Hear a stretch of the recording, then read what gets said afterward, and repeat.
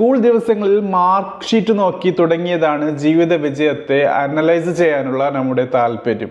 പിന്നീട് അങ്ങോട്ട് വളർന്നപ്പോൾ ലഭിക്കുന്ന ഡിഗ്രികൾ, നേടുന്ന ജോലി, ഉണ്ടാക്കിയ വീടിന്റെ വലിപ്പം, കാറിന്റെ ബ്രാൻഡ്, ധരിക്കുന്ന വസ്ത്രത്തിന്റെ വില, ബാങ്ക് ബാലൻസ്, നാം ഉണ്ടാക്കിയ ലെഗസി, അങ്ങനെ പല കാര്യങ്ങളിലും നമ്മുടെ വിജയത്തെ മനസ്സിലാക്കാൻ ശ്രമിക്കുന്നുണ്ട്.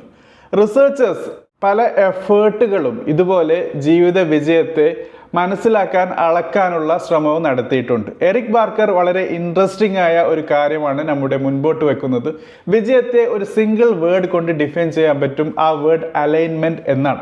നിങ്ങൾ ആരാണ് എന്നുള്ളതും നിങ്ങൾ എവിടെയാണ് എന്നുള്ളതും എത്രത്തോളം അടുത്തിരിക്കുന്നു, എത്രത്തോളം അലൈൻഡ് ആയിരിക്കുന്നു എന്നുള്ളത് നിങ്ങളുടെ ജീവിത വിജയത്തെ ഡിഫൈൻ ചെയ്യുന്നു എന്നാണ് അദ്ദേഹം പറയുന്നത്.